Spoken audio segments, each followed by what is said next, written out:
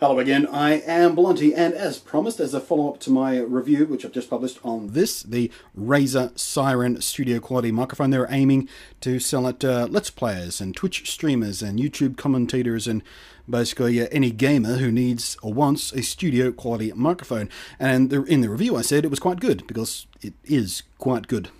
Its main competition, however, is this. This is the Blue Yeti. So this is my simple, direct, apples for apples comparison of the two microphones. They are very, very similar in their design, in their functionality. The Razer does have the edge slightly in feature set, but I'm switching between the two on the fly as we go through this video, so you can make up your own mind on which one sounds better, and if the Razer is indeed worth the extra 50 Australian dollars it'll cost you in the local market. You'll have to do your own research depending on where you live if you're watching outside of these Australian borders, but right here in Australia the difference is 50 bucks. Is the 50 buck difference worth it? Maybe.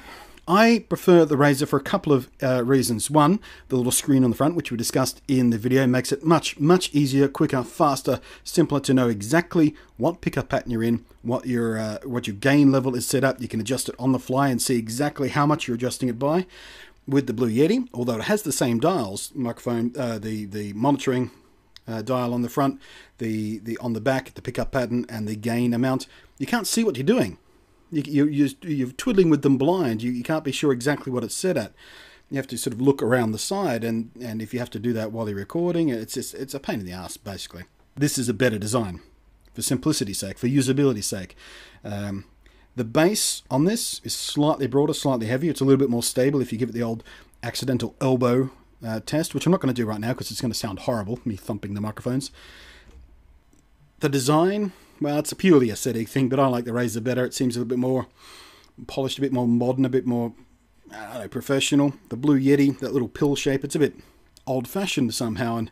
But yeah, that's a personal thing. It's purely aesthetic. Aside from that, they've both got the same number of pickups. They've both got similar pattern arrangements for pickup. They've both got headphone monitoring. They've both got the metal mount on the bottom for a standard microphone mount, so you can put it on a boom arm or a proper microphone stand and all that kind of stuff. So they are very, very similar things. So I haven't listened to the playback, obviously, because I'm recording it now. Is there a big enough audio difference, or indeed any audio difference? I wouldn't be surprised if they're made from practically the same components. A lot of people sort of, when this was first announced, says, oh, that's just a rebadged Blue Yeti. Well, it's not. It is clearly different in a couple of key ways, as we've just been talking about. But is it worth the extra money that Razer want for this? Don't know. You'll have to make up your own mind. Drop a comment down below. Let me know if you hear a difference, what the difference is you hear. Are you prepared to pay the extra premium for Razer's mic over the tried and true Blue Yeti? And I have used both these mics extensively in streams and voiceover recording and all that sort of stuff, and they've both been excellent performers. So the only real issue becomes, which one would you choose and why? And can you justify the extra cost of the Razer Seiren? For me, well, it'd be a tough decision. I really, really do appreciate the better usability of the Razer. It is a very important thing. Don't underestimate the importance of that.